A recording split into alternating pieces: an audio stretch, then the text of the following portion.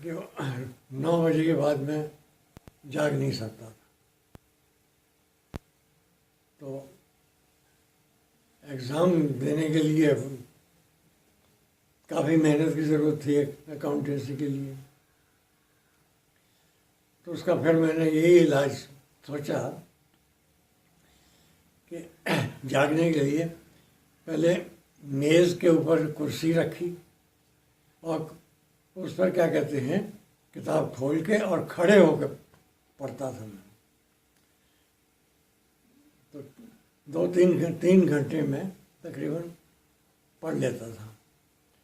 उसके बाद सवेरे फिर 4 बजे उठने की आदत मेरी। 9 बजे सोना और 4 बजे उठना, नींद खुल जाती। 4 बजे से 7 बजे तक फिर मैं पढ़ता था, फिर आराम से पढ़ लेता था क्योंकि फिर नींद नहीं आती थी। तो ऐसी ज़रूरत क्या पड़ी थी कि आपको अकाउंटेंसी का जो है वो एग्ज़ाम पास करना था या फिर देना था? बात यह कि बगैर उसके एग्ज़ाम के आगे प्रमोशन के चांसेस नहीं थे। तो मैं लोएस्ट पोस्ट पर भर्ती हुआ था। मैं किस पोस्ट पे हुए थे? वो लोअर डिवीज़न क्लर्क। और किस साल में? हैं? किस साल में भर्ती हुए थे?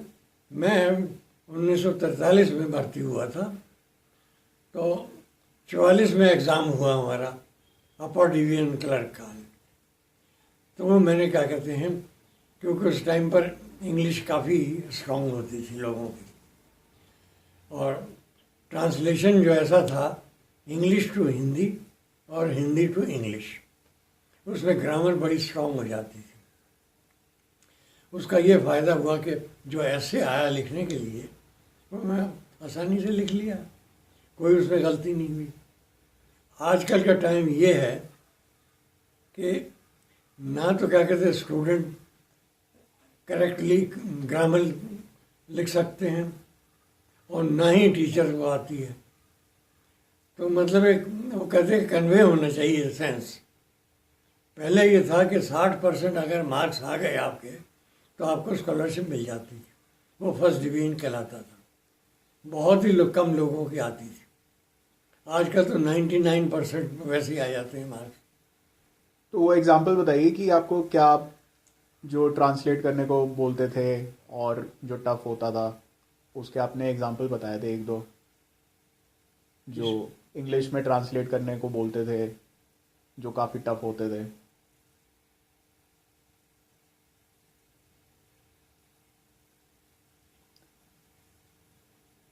अच्छा ये बताइए, मैं हमेशा सोचता हूँ कि जो दूध उछाल के पीते हैं, हाँ, उसको ट्रांसलेट कैसे करेंगे हम इंग्लिश में?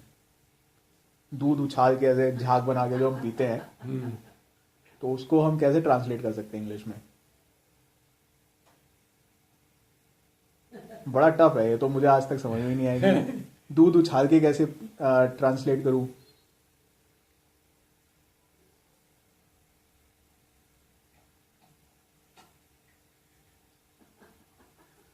ये बड़ा टफ है। चलिए सोचिएगा, फिर अगली बार बताइएगा, सोच के रखिएगा। ये ऐसे हैं 2-3 चीजें। एक्चुअली अंग्रेज लोग को पता ही नहीं है कि जो है वो दूध उछालते कैसे हैं, उछाल के जो है झाग कैसे बनाते हैं, तो उनको पता ही नहीं है ये चीज़। तो ये भी हो सकता है कि अंग्रेजी में आप दूध उछाल ही ना पाए, जैसे हमारे यहाँ कहते हैं।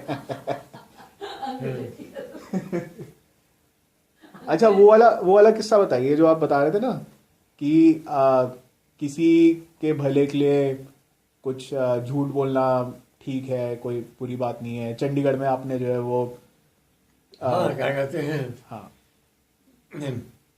मैं ऐसे ऑफिस में मुझे पोस्टिंग मिली जो कि चंडीगढ़ से 17 किलोमीटर दूर था। ये कब की बात है? ये सन 75 की बात है। अच्छा। सन 75 में मेरी पोस्टिंग, ये ऑडिट ऑफिसर क्या कहते हैं, ये वो एलओ लोकल ऑडिट ऑफिसर कहलाता था। सी था वो, ABC 3 ऑफिस थे। दो ऑफिस चंडीगढ़ प्रॉपर में थे और एक जो मुझे मिला वो चंडीगढ़ से 17 किलोमीटर दूर था। और जीरकपुर एक जगह पे आती है अम्बाला जाते हुए, तो वहाँ पर तक बस आती थी। एन रूट जो है, जो गवर्नमेंट ट्रांसपोर्ट से रह जाते थे लोग, वो वहाँ जीरकपुर में उतर जाते थे। वहाँ से फिर 6 मील पैदल था, जंगल में था, वो मिसाइल विंग कहलाता था। क्योंकि वो छुपी हुई जगह थी, तो वहाँ तक पहुँचना जो है, पैदल जाना, आदमी थक जाता था। और जो आदमी क्या कहते हैं 7:30 से ऑफिस था 1:30 बजे तक, और चंडीगढ़ वो जीरकपुर तो आ गया बस से, लेकिन पैदल चलना मुश्किल उसके लिए। तो वो बेचारे कहीं बैठते थे, फिर आते थे, तो इस तरह से 1-1 बजे तक पहुंचते थे। उनकी अपनी मजबूरियां थी कि भाई गाड़ी जो है बस निकल गई ऑफिस की, तो फिर क्या कहते हैं कोई चारा नहीं है पैदल आने के। तो जब आते थे बाज़ औक़ात 1-1 बजे तक पहुँचे हैं। मेरे से पहले जो था वो यंग आदमी था, डायरेक्ट आया हुआ था, तो वो अटेंडेंस जो है लगा देता था कि नहीं लगाता था, मतलब आप एब्सेंट लगा देता था। जब मैंने क्या कहते हैं लोगों का डिफ़िकल्टी सुनी और रियलाइज़ करी कि वाकई क्या कहते हैं ये इंसानियत के ख़िलाफ़ है कि हम क्या कहते हैं किसी आदमी को मजबूर को तंग करें, तो मैं क्या कहते हैं हाज़िरी लगा देता था। उनकी मजबूरी सुनकर वो और बेचारे चाय का प्याला पिया, थोड़ा सुस्ताए और फिर अपने 1:30 बजे पैकअप किया और आ गए। इस तरह से मेरे पास, क्योंकि ऐसी जगह पर ऑफिस था जहाँ के आधे आदमी 17 आदमी से 7-8 आदमी जो सज़ा याफ्ता थे, जिनको बैड रिपोर्ट के साथ भेजा गया था कि भाई तुम वहाँ जाओ, वहाँ सर्व करो। तो आपने उनकी प्रॉब्लम कैसे सॉल्व करी थी? उनकी प्रॉब्लम ऐसे सॉल्व हुई, वो चंडीगढ़ से आते थे बेचारे, थे वो लोअर डिवीज़न क्लर्क। तो मेरे रिलेशन अपनी यूनिट के साथ बहुत अच्छे रहे हैं हमेशा से ही, बल्कि स्टाफ के साथ भी हमेशा ही रहे हैं।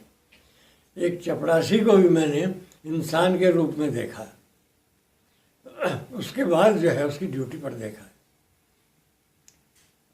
हर इंसान चाहता कि मेरे साथ प्यार मोहब्बत से आप बात करो और ऐसे काम लो। यही तरीका मैंने शुरू से अपनाया था और हमेशा मैं कामयाब रहा हूँ। तो मेरे पास जो 6-7 आदमी ऐसे थे, तो मेरे पास आए, कहने लगा साहब हमें ये मुश्किल है कि हमें बस निकल जाती है तो हम क्या कहते हैं फिर पैदल आना पड़ता है। अगर आप हमारा यहाँ रहने का और खाने का इंतज़ाम कर दो तो हम, आज तक ज़िंदगी में काम करके नहीं दिया हमने किसी को, आपको हम काम करके देंगे।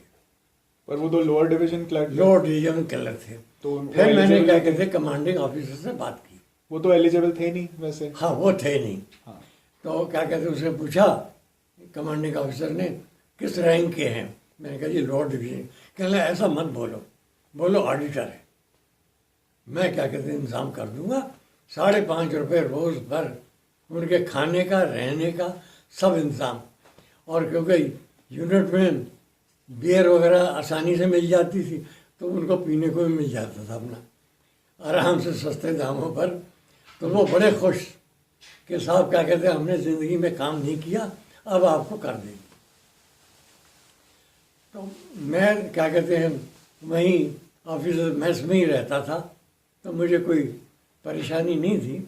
मेरे पास 2 अकाउंटेंट थे, एक उसमें डाइवोर्सी था सरदार।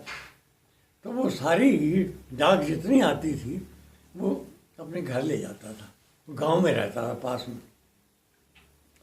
और रात में उसको कार्बन कॉपी से वो निकाल के और सवेरे मेरी मेज़ पर सारी डाक रख देता था साइन करने के लिए। क्योंकि वो कम्पिटेंट थे, अकाउंटेंट, अच्छा काम करने वाले थे, तो मुझे ज़्यादा परेशानी नहीं होती। मैं उनसे कहता कि सरदार जी तुसी इन्हें मुंडिया को क्यों नहीं काम लेंदे? तो कहते जी मुंडे काम ही नहीं करते, मैं की करा। अच्छा। मेरे को टाइम ही टाइम है, रात को मैं अपना बजाय टाइम वेस्ट करने के काम कर लेता हूँ और सवेरे आपकी मेज़ पर तो मैं साइन कर देता था। मुझे 15 मिनट लगते थे ऑफिस का काम करने में। उसके बाद यहाँ स्टाफ जाता था ऑडिट के लिए, मैं उनके पीछे जाता था कि हर एक का काम देखना है, हर एक को समझाना है, क्योंकि मुझे 30 साल का तजर्बा था एयरफोर्स में, तो मुझे हर तरह का काम पता था। तो मैंने क्या कहते हैं अपने स्टाफ के साथ भी बना के रखी, यूनिट वालों के साथ भी बना के रखी, उनके साथ भी बड़े अच्छे रिलेशन रहे। तो क्या कहते हैं हर एक के पास जाना, किसी को काम नहीं समझ में आता है तो उसको समझाना कैसे करना है। तो उन लड़कों ने सबने काम किया। तो और वो जिस ऑफिसर की हाँ, फिर क्या मीटिंग कहते हैं थी- मेरे पास एक आर्मी से आया हुआ था अकाउंटेंट, जिसकी प्रमोशन ड्यू थी साल भर के 2 साल के बाद। उसको हमारे Chandigarh office local audit officer B में छोड़ दिया गया। अब ये आर्मी से एयरफोर्स का अकाउंटिंग बिल्कुल डिफरेंट था, तो उसको काम सीखने के लिए मौका नहीं दिया गया। तो उसके ऑफिसर ने उसको क्या कहते हैं बिलो एवरेज वो दे दी, रिपोर्ट दे दी। उसका रिजल्ट ये हुआ, उसको सज़ा याफ्ता करके मेरे पास भेज दिया गया, मेरे ऑफिस में बिलो एवरेज करके। अब उसे 1 साल के बाद वो ड्यू था प्रमोशन के लिए। तो उसको फिर मेरे पास एक अकाउंटेंट था जो बड़ा अच्छा क्या कहते हैं इंग्लिश का और लिखने का माहिर था। वो 4-4 पेज की ऑडिट रिपोर्ट लिखता था।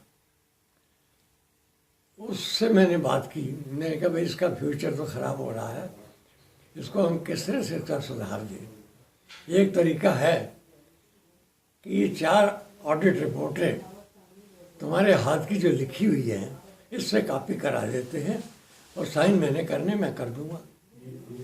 वो एग्री कर गया, हमने उससे हाथ से लिखवा दी। तो उसने क्या कहते हैं और मैंने साइन कर दी। मैंने उसकी रिपोर्ट जो है, उसने काम किया मेरे पास, सीखा, सिखाया मैंने उसको। पर सीखने में टाइम लगता है। सीखने में टाइम लगता है क्योंकि एयरफोर्स के जो मैनुअल है बहुत मोटा है, बहुत है, उसको समझने में बड़ा टाइम लगता है। पहले प्रैक्टिकल काम सीखो, उसके बाद आगे पढ़ो तो जल्दी समझ में आ जाती चीज़। यही मुझे क्या कहते हैं बॉम्बे में मेरे अकाउंटेंट ने जब मैं क्लर्क था सिखाई थी।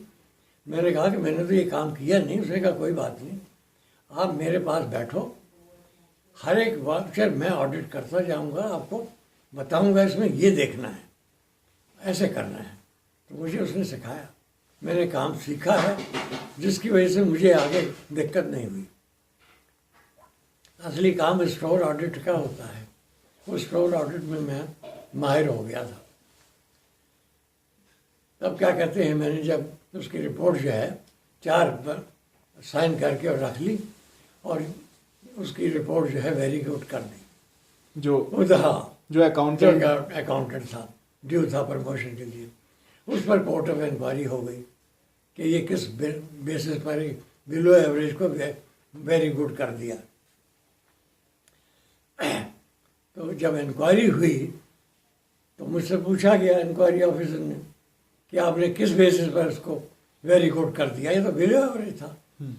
तो मैंने उसको समझाया कि देखिए उसको, मुझे उसकी पिछली रिपोर्ट से कोई मतलब नहीं, उसने मेरे पास काम किया, काम सीखा, इसने काम किया।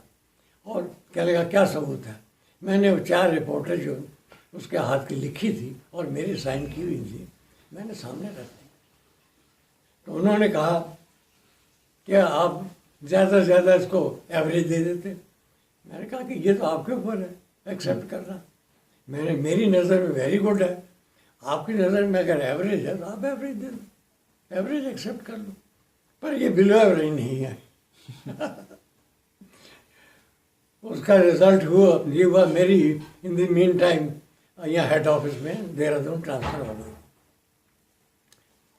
और जिस अफसर ने उसको ख़राब किया था उसको CDA ने, कंट्रोलर ने बुला लिया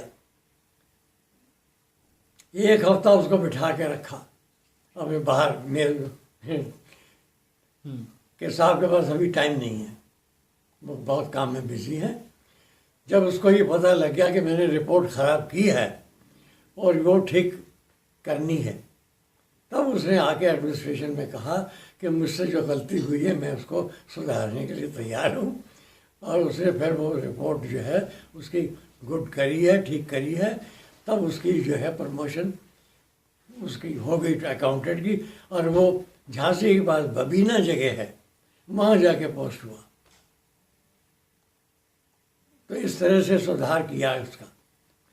तो इससे सिर्फ एक आदमी का फायदा नहीं हुआ। हाँ देखिए, जिस आदमी को रिपोर्ट हम खराब कर रहे हैं, खाली उसको खराब नहीं कर रहे, उसके साथ जो 4-5 फैमिली मेंबर उसके साथ लगे हुए हैं, जिनको रोटी मिल रही है, वो भी खराब होते अगर उसको नौकरी से निकाल देते। एक आदमी को सुधार दिया हमने, वो सबसे अच्छा काम है। उसके बाद फिर वो अच्छा काम भी करने लग गया होगा। हाँ, मैं अच्छा काम करने।